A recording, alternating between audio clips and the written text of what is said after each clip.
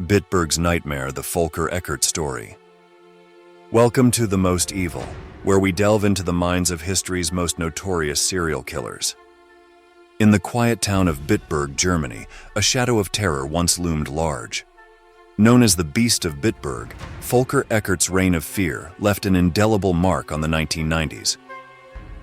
Volker Eckert was born on July 1, 1959, in Plauen, Germany.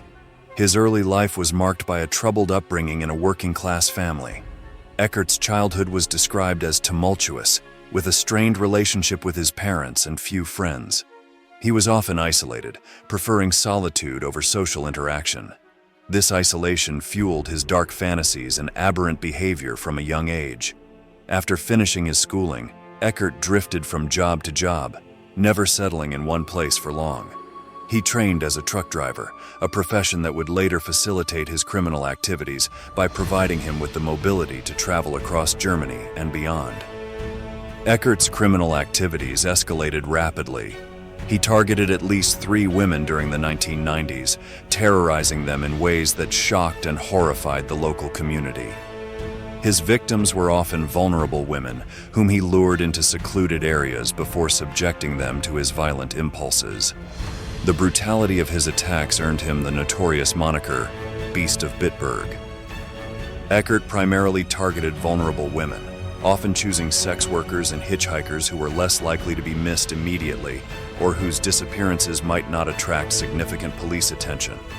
Before making a move, Eckert often conducted pre-crime surveillance. He would spend time observing potential victims, learning their routines, and identifying the best opportunities to strike. His job as a truck driver provided the perfect cover for this activity, allowing him to travel extensively without drawing attention to his presence. Eckert's approach was usually non-threatening at first. He would often engage his victims in conversation. Once they were inside his truck, he would quickly overpower them using his physical strength and sometimes employing restraints to subdue them. Eckert was methodical in how he disposed of the bodies to avoid detection. He used remote and secluded areas for body disposal, relying on his extensive knowledge of various regions due to his job. After committing his crimes, Eckert would return to his routine life, showing little outward signs of his violent activities. The investigation into Eckert's crimes was a complex and challenging endeavor. Early attempts to capture him were thwarted by his ability to evade law enforcement and his cunning escape tactics. Eckert's first major capture came in the late 1970s, but he managed to escape from prison twice, further complicating the efforts of the authorities. His ability to remain at large only heightened the fear and urgency surrounding the case.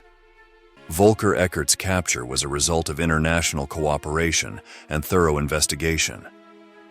The breakthrough came in 2006 when Spanish authorities discovered the body of a sex worker, linking it to similar cases in Germany, France, and the Czech Republic. Recognizing the pattern, investigators focused on truck drivers, ultimately identifying Eckert through surveillance footage and distinctive markings on his truck.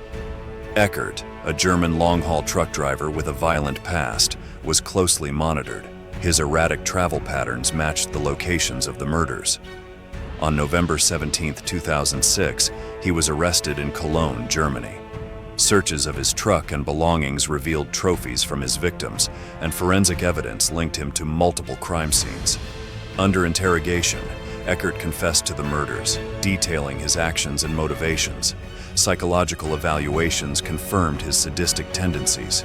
He was charged, tried, and convicted on multiple counts of murder, receiving a life sentence without parole.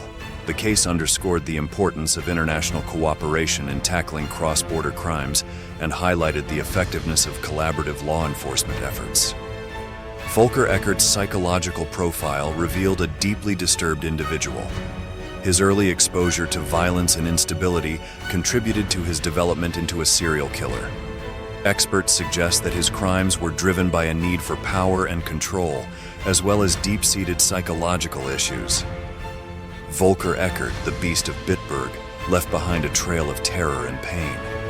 His final capture and subsequent imprisonment brought a sense of closure to the community he had tormented.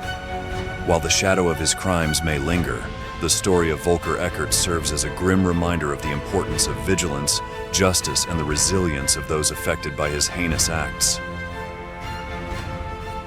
If you found this video insightful, don't forget to like, share, and subscribe to our channel for more content on true crime and psychological analysis.